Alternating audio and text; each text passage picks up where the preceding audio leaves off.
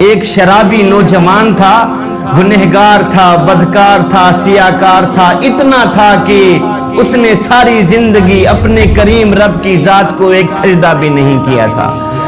جب موت کا وقت قریب آیا تو اس نے اپنا سر اپنی ماں کی گود میں رکھا، اپنا سر ماں کی گود میں رکھ کر کہنے لگا، ماں ساری زندگی میں نے گناہوں میں گزاری ہے، ساری زندگی میں نے شراب پیتے ہوئے گزاری ہے، ساری زندگی میں نے اللہ کی نافرمانی کرنے میں گزاری ہے، ساری زندگی میری برباد ہو گئی ہے نادانی کی وجہ سے۔ ماں میرا موت کا وقت قریب ہے، میں مر گیا تو اپنے مرشد کے پاس جانا، سفارش کرانا کہ وہ میرا جنازہ آ کے خود ہی پڑھائے گا۔ صاحب ظاہر ہے کہ مرشد جب جنازہ پڑھانے کے لیے آئے گا تو 4 بندے بھی اس کے ساتھ ہوں گے، نہیں تو میرا جنازہ کون پڑھے گا؟ میں تو اتنا گنہگار ہوں، بدکار سیاکار ہوں، میں نے ساری زندگی شرابیں پیتے ہوئے اللہ کی نافرمانی کرتے ہوئے گزار دی۔ اللہ اکبر۔ ماں اٹھی گئی اپنے مرشد حضرت حسن بصری کے پاس، جا کر کہنے لگی، میرے مرشد میرا بیٹا موت کے قریب ہے، تو وہ کہہ رہا ہے جب میں مر جاؤں تو اپنے مرشد کو کہنا کہ وہ آ کے میرا جنازہ پڑھائے گا۔ حضرت حسن بصری کہنے لگے، مائی وہ مر گیا تو میں اس کا جنازہ نہیں پڑھاؤں گا، اس نے ساری زندگی شرابیں پیتے ہوئے گزاری ہیں، ساری زندگی وہ مسجد کے قریب بھی نہیں گیا، ساری زندگی اس نے اپنے کریم رب کی ذات کو ایک سجدہ کرنا بھی گوارا نہیں کیا، میں اس کا جنازہ کیسے پڑھا سکتا ہوں؟ اللہ اکبر۔ وہ ماں روتے ہوئے واپس آئی، دوبارہ اپنی گود میں اپنے بیٹے کا سر رکھا، سر رکھ کر کہنے لگی، بیٹا کاش کہ تو نے زندگی میں ایک بات بھی میری مانی ہوتی تو آج میرا مرشد جنازہ پڑھانے سے انکار نہ کرتا، زندگی میں ایک بات پر بھی تو نے عمل کیا ہوتا، آج میرا مرشد تیرا جنازہ پڑھانے سے انکار نہ کرتا۔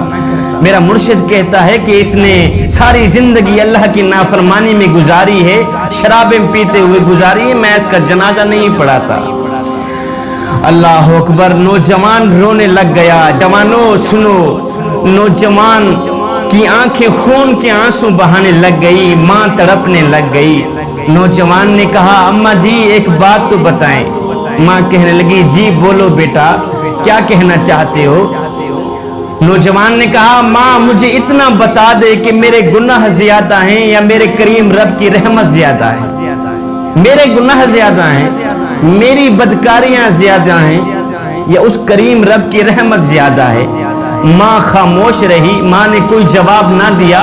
اس کے بعد بیٹا رو کر کہنے لگا، ماں مجھے ایک بات تو بتا دے، اگر ایک لمحے کے لیے تجھے میرا کریم رب مہلت دے دے، تجھے میرا اللہ مہلت دے دے، اے گنہگار کی ماں، اگر تو چاہے تو اس گنہگار بیٹے کو جنت میں بھیج دے، اگر تو چاہے تو اس کو جہنم میں بھیج دے، اگر ایک لمحے کے لیے میرا اللہ تجھے مہلت دے بھی دے تو مجھے کہاں ڈالے گی؟ جنت میں ڈالے گی یا جہنم میں پھینک دے گی؟ ماں فوراً بولی، نہیں بیٹے، اگر مجھے ایک لمحے کے لیے بھی میرا اللہ مہلت دے دے تو میں تجھے جنت کا دروازہ کھول کے اندر ڈال دوں گی، جنت میں ہی بھیج دوں گی، فوراً بھیج دوں گی۔ نوجوان تڑپ کر کہنے لگا، اماں جی جو خدا 70 ماؤں سے بھی زیادہ محبت کرنے والا ہے وہ مجھے جہنم میں کیسے ڈال سکتا ہے؟ تو ایک ماں جتنا پیار کرتی ہے، وہ میرا کریم رب 70 ماؤں سے بھی زیادہ محبت کرتا ہے مجھ سے، وہ مجھے جہنم میں کیسے ڈالے گا؟ یہ کہتے ہوئے خشیت الہی میں آ کر آنکھوں سے آنسو بہاتے ہوئے، آنکھوں سے نیر بہاتے ہوئے نوجوان کی روح پرواز کر گئی۔ ادھر ماں رو رہی تھی، دوسرا کوئی رونے والا نہیں تھا بیٹے کو، ادھر کسی نے دروازے پہ آ کے دستک دی۔ ماں نے جب دروازہ کھولا تو سامنے مرشد کریم نظر آئے، حضرت حسن بصری نظر آئے۔ محترمہ کہنے لگی، مرشد کریم آپ نے تو مجھے جواب دیا تھا، آپ کیسے آ گئے؟ آپ کو کیسے پتہ چلا کہ میرا بیٹا فوت ہو گیا ہے؟ مرشد کریم کہنے لگے، محترمہ جی جب تو میرے پاس آئی تھی اس وقت میں سونے لگا تھا، میری آنکھ لگی، خواب میں کسی کہنے والے نے کہا، میاں تو سویا ہوا ہے، اور میرے یار کا جنازہ کون پڑھائے گا؟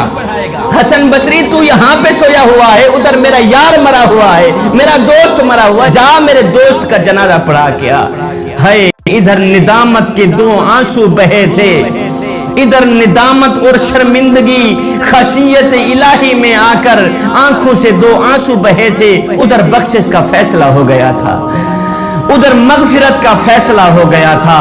ایک آنسو کی مار تھی، سارے کے سارے گناہ معاف کر دیے گئے۔